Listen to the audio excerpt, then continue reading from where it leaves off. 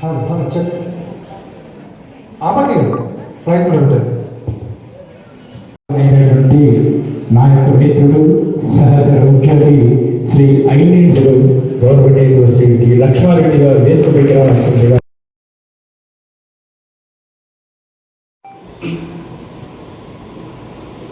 మంచిర్యాల, జగిత్యాల, జయశంకర్, భూపాలపల్లి, హుస్నాబాద్, సిద్దిపేట్ అందరూ ఏమనుకోవద్దు, సమయభావంతో మేము non government organisation trust act ద్వారా దీన్ని రిజిస్ట్రేషన్ చేయడం జరిగింది. అన్ని సేవాభావంతో చేసేటువంటి పనులే తప్ప ఇందులో కాంట్రవర్సీ కానీ ఏదో మేము కావాలని చెప్పి చేసేటువంటి వరకు ఎక్కడ కూడా కనిపించదు. ఫ్యూచర్లో కూడా కనిపించకుండా మేము చేయడానికి మేము దీని ఒక విధానం రూపొందించడం జరిగింది. ముఖ్యంగా మేము చేసినటువంటి వర్క్స్ పనులు అంటే సంస్థ చిన్నదే కానీ ఒక సంస్థ ద్వారా పనిచేస్తే దానికి ఒక గుర్తింపు వస్తుంది. ఒక వ్యక్తి పోతే ఒక వ్యక్తి అంటారు, 10 మంది పోతే సమూహం అంటారు, ఒక 100 మంది పోతే ఒక సంస్థ అంటారు, ఒక 1000 మంది పోతే ఇంకోటి అంటారు. అందుకని చెప్పి ఒక సంస్థ దానికి సంబంధించి ఒక వ్యవస్థ నడపాలనేటువంటి సదుద్దేశంతో మేము చేసినాం. ఈరోజు మేము ముఖ్యంగా విద్యార్థులు, మహిళా సంఘాలు, ఏఎన్ఎంస్, వీళ్ళు రిపోర్టర్స్ మొత్తం మందిని మేము ఎందుకు పిలిచామంటే మాకు సంబంధించినటువంటి మా సభ్యులకు మేము ఎప్పుడు చెప్పుకునేది ఇది, కానీ మేము చేసేటువంటిది ఏదైతే ఉందో 10 మందికి తెలియాలి, ఎక్కడ నా సమస్య ఉందో మా ఆర్గనైజేషన్ దృష్టికి తీసుకెళ్తారన్నటువంటి చర్చిస్తారన్నటువంటి ఉద్దేశంతో ఈ అన్ని వర్గాలను పిలిచి మేము ఈరోజు సమావేశం నిర్వహించడం జరుగుతుంది. దీనికి ముఖ్యంగా ఈరోజు తీసుకోవడానికి కారణం ఏంటంటే మొట్టమొదటి సమావేశం ఒకటి అంతర్జాతీయంగా ఉన్నటువంటి ఈరోజు ఉమెన్స్ డే కాబట్టి దీన్ని తీసుకోవడం జరిగింది. మేము ఈరోజు ఆర్టీఐ సమాచార హక్కు చట్టం కానివ్వండి, తర్వాత ఆ సమాచార హక్కు చట్టం ద్వారా ఆర్గనైజేషన్ ద్వారా మేము రికార్డ్ ఇన్స్పెక్షన్ చేసినాము. తర్వాత ఆర్టీఐ అప్లికేషన్స్ కూడా మా సభ్యులందరూ వేసిండ్రు, సమాధానం తెప్పించినాము.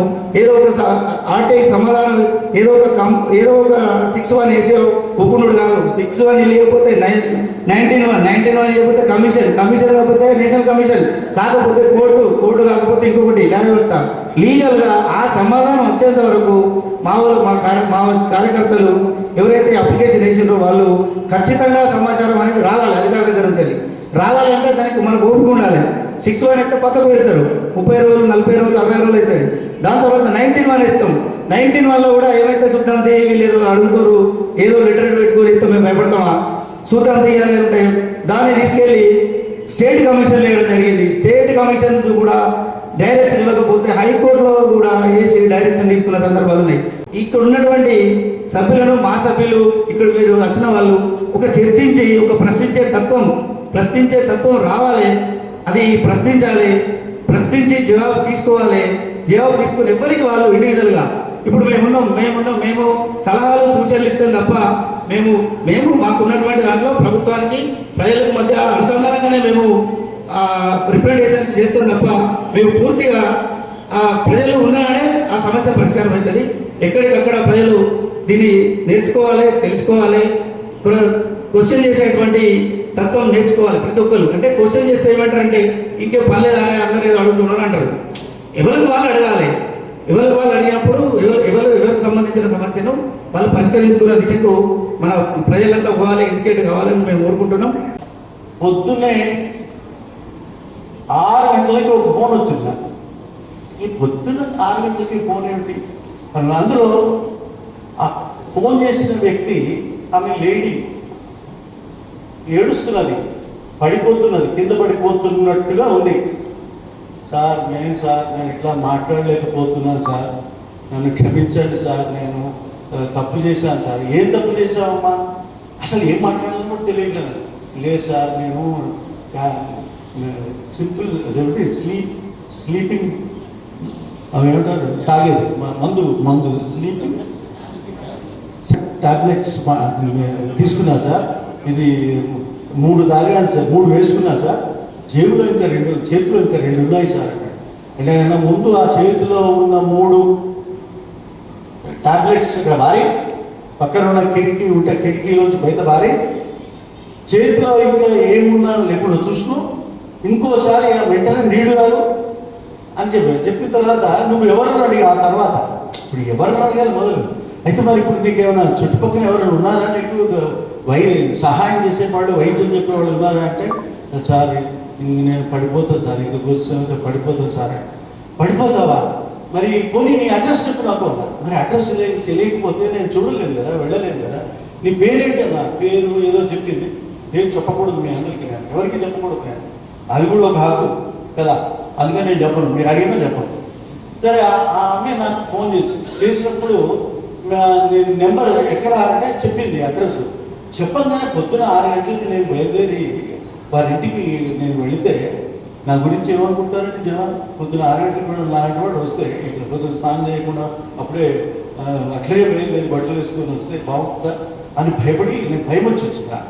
భయపడి మా శ్రీమతి గారు ఇక్కడ ఉన్నారు, ఆ శ్రీమతి గారిని అడిగాను, కళ్యాణ్ నువ్వేమనుకోకున్నా దయచేసి నా వెంటరా స్కూటర్ మీద నువ్వు కూడా స్కూటర్, నాకు ఒక కారు లేవు స్కూటర్, ఆ స్కూటర్ మీద ఆమెకు వచ్చింది. ఇద్దరు పోతే లక్కీని దగ్గరలోనే ఉంది, దొరికింది. ఆమె పడిపోతున్నది, ఇంతలో నీళ్ళు తాగించి డాక్టర్ దగ్గరికి పంపించి అది ఆ పనులన్నీ చేసేవన్నీ చేశాను. సర్వైవ్ అయింది, ఆమెకు అడ్వకేట్ అయింది, చాలా గొప్ప అడ్వకేట్ అయింది. Very happy. జ్ఞాపకం మీకు తెలుసా, చదివారా? ఎంపీలు, మినిస్టర్లు, చీఫ్ మినిస్టర్లు చెప్పిన హక్కు ఒట్టు వేరు, ప్రెసిడెంట్ ఇచ్చే ఒట్టు వేరు. ఆ ప్రెసిడెంట్ ఏమిటంటే, ప్రెసిడెంట్ చెప్పిన ఓటు ఏమిటంటే, మన దేశాన్ని, మన రాజ్యాంగాన్ని, మన సర్వజన డెమోక్రసీని నేను రక్షిస్తాను అని అడ్రస్ చేస్తాడు, అని హక్కు అదే ఓటు చెప్తాడు. ఒక్క ప్రెసిడెంటే చెప్తాడు. కానీ ప్రతివాడికి నేను రాజ్యాంగం ప్రకారం నేను వ్యవహరిస్తాను అంటాడు. డిగ్రీ ఇచ్చిన వాడు కూడా, డిగ్రీకి వచ్చిన వాడు కూడా అంటాడు నేను రాజ్యాంగం ప్రకారం వ్యవహరిస్తాను అంటాడు. నువ్వు ప్రతిదానికి మినిస్టర్ కాకపోయినా సరే రాజ్యాంగం. ఒక ప్రెసిడెంట్ ఒకసారి హక్కు చదువుకొని ప్రతి వ్యక్తి ఈ విధంగా తన హక్కు గురించి గుర్తుపెట్టుకొని ఒట్టు పెట్టుకోవడానికి మీరంతా సిద్ధంగా ఉండాలని మీ అందరికీ చెప్తూ, ఇంకా ఏదైనా అవకాశం వచ్చినప్పుడు మళ్ళీ మనం వివరంగా చాలా విషయాలు మాట్లాడుతున్నాం. ఇప్పటివరకు నాకు ఈ మాట్లాడే అవకాశం ఇచ్చినందుకు మీ అందరికీ నమస్కారం.